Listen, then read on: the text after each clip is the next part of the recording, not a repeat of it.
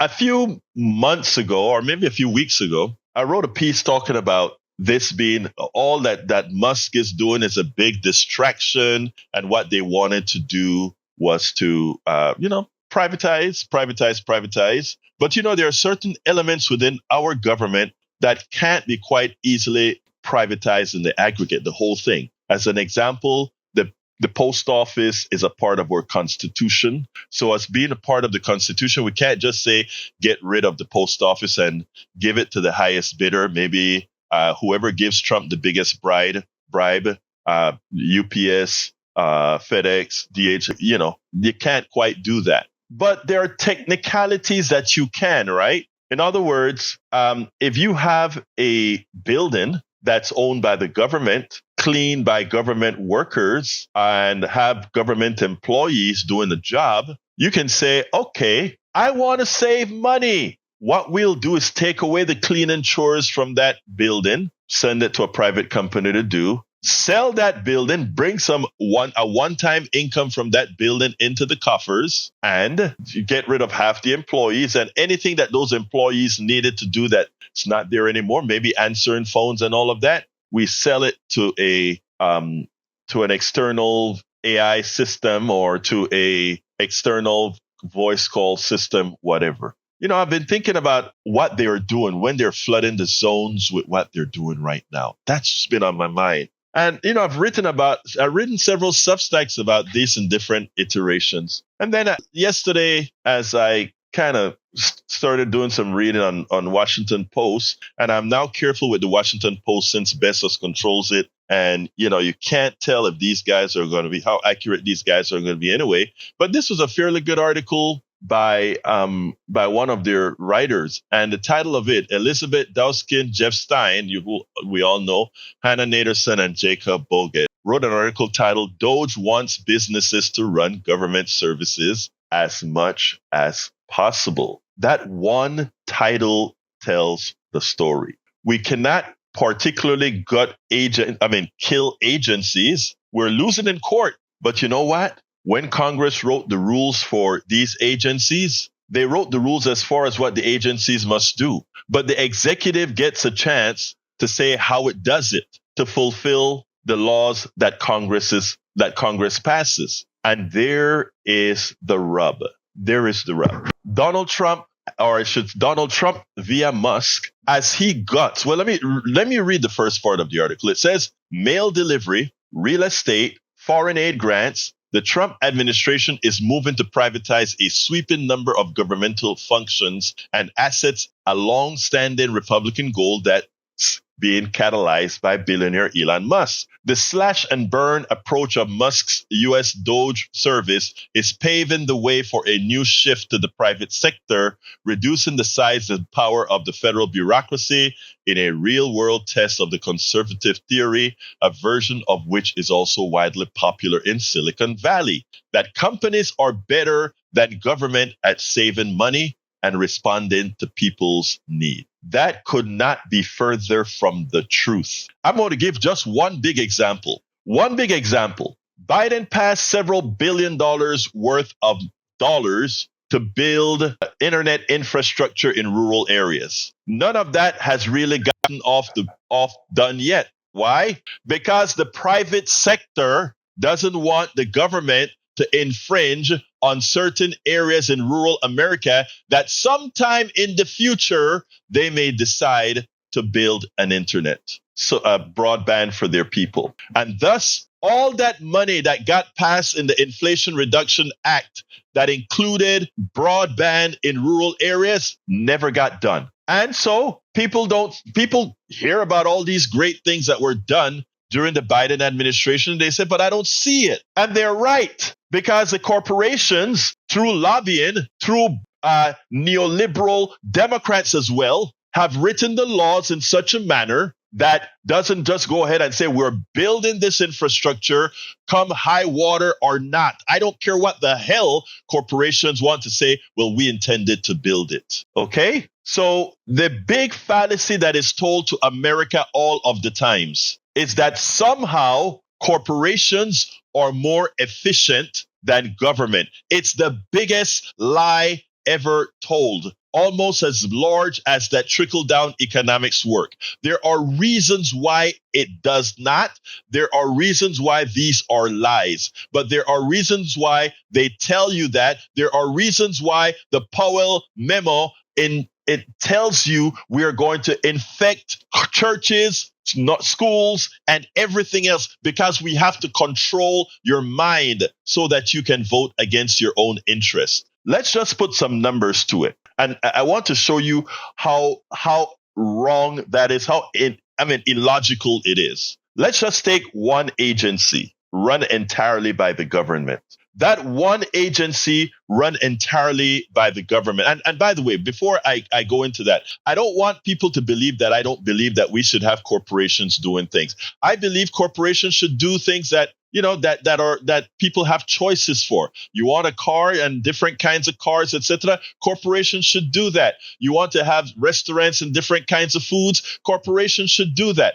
But anything that we, the people, are dependent on for survival, it should either be done by government or corporations under very strong regulations. That is a no-brainer. But let's go back to corporations now. If something is done by the government, the government gives a service or a product, right? And that's it. And for that service and product, they have an employee, they have a manager that gets a salary. All these people gets a salary. You know what? You don't have to pay. You don't have to pay shareholders. You don't have to pay executives. You don't have to pay bonuses. You don't have to pay real estate charges. You don't have to pay advertising. None of that has to be paid. And one of the benefits you get from doing that are many, right? If you have a government worker by definition generally gets very good health care. They get very good. And by the way, I think healthcare should be controlled by the government altogether so that everybody, every living human being in our country should have healthcare that's paid out of the general coffers. All of us pay taxes, and that should take care of our healthcare. But that's a different story. If you take a look at the government worker, they make, an average salary that is higher than the norm. They get good healthcare. They get fairly good vacation time, etc. All these are good things in the communities where you have government workers, because these government workers are paid at a higher rate than, let's say, your mom and pop store, because a guy working at USPS makes more than that lady at the counter at UPS, quite a bit more. Guess what? That person spends more into that local economy where they work. So they will buy more pizzas from that private sector. They will buy more scones from that coffee shop. They will buy more of all these things that UPS person at the stand can't afford. So when you hear them talk about privatizing a federal agency or privatizing your post office, understand that it's not only going to be rehiring employees at a lower salary, but having all these millions of employees at a lower salary also means that it affects your local economy. Those restaurants, those coffee shops, those movie theaters, all of these things now will have less money. And you know where that money actually goes? It goes into the pockets of the executives and the shareholders. So it's a means, it's a invisible way of transferring our taxpayer dollars directly to the capitalist, directly to the people who own corporations, meaning shareholders, directly to the executives' bonuses for doing this great thing. So right now, folks, when you hear about DOGE cutting all these workers, they're cutting workers that are needed. When they talk about cutting Social Security workers, don't think that as people start to scream from all these cuts, they're not going to rehire. They will. But what they will do is they will get private companies who will provide the bleed over. And these private companies will hire a lot more people at a lot lower costs, meaning they'll pay them a lot less. The same amount of money is what Congress is providing. Don't forget it.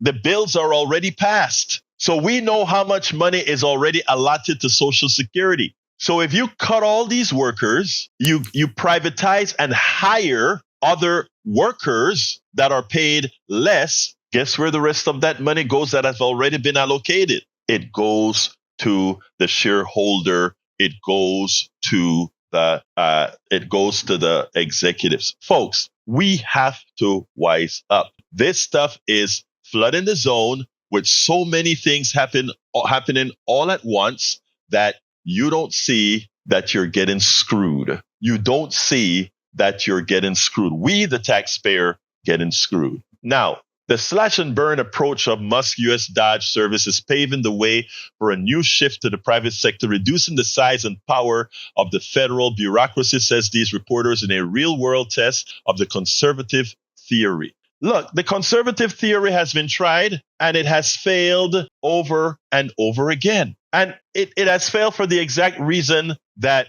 we've just said. It is just a matter of transferring money to the wealthy. And after the wealthy have so much money, they don't have any reason to spend it. And they don't. But all the middle class employees that get these higher salaries, guess what they do? They spend it. They put it into the economy. They actually make use of it. They make the economy work. They make the economy work. So we can't allow the smoke and mirrors and all the distraction to work.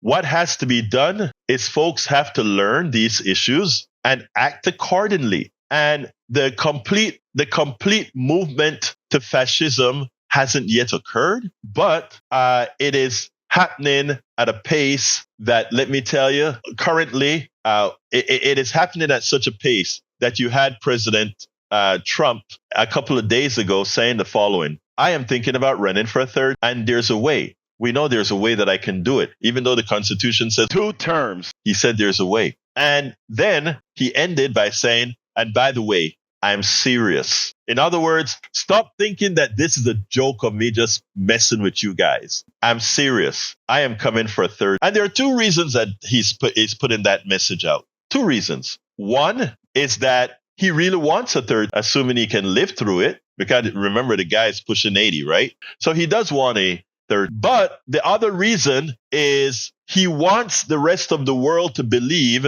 that for the next decade, just about, they will have to be dealing with Trump. So while some countries may say we can wait this out, let's not make any deals with Trump. We can wait it out. He got 4 years and then it's over. He wants them to know, hey, look, I got in here again. And guess what? I could even go a third. And just spinning that out there will have some countries, weaker countries, say, well, you know what? We better make whatever deal we can with Trump. To which I tell them what they should be doing is remembering that America makes up 4% of the population. 4% of the population. The rest of the world is 96%.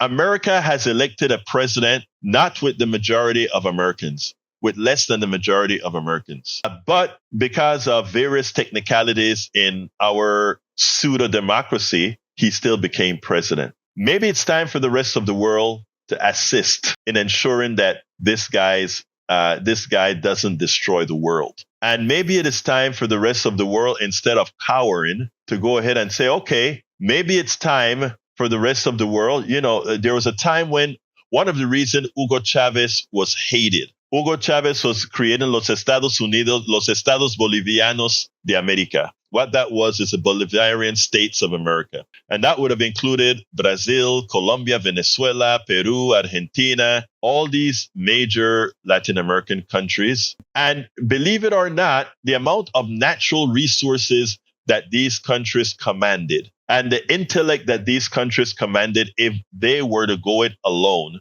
would have matched either the European Union or the United States. The United States would not allow that to occur. And that's why you had that constant destabilization in Southern and Central and Southern America. Because again, we cannot have any competition. That's why you can have the largest bastion of oil, the largest reserve of oil in Venezuela, and nothing can come of it. That should be the superpower in an oil economy, the superpower of South America. Ask yourself why it's not happening, Anyhow. So it is important, folks, that we understand these concepts, that we understand what's really occurring out there, and that we start doing something about it if that's what we want to do. But one thing that we cannot do is just sit back and say somebody is going to do it. We spend a lot of time deconstructing the news, trying to parse it into a form that everybody can understand. We try to find those little nitpicks where it flies above the fray, etc. If you really like these videos that we do, I want to ask a big favor. Please go ahead. Number one, subscribe to our channel, and number two, please join if you can. Thank you so kindly for watching. Keep watching. Please remember to share. We must populate the entire internet with our progressive message, a message that we know is what most Americans say that they want. So help us, please join.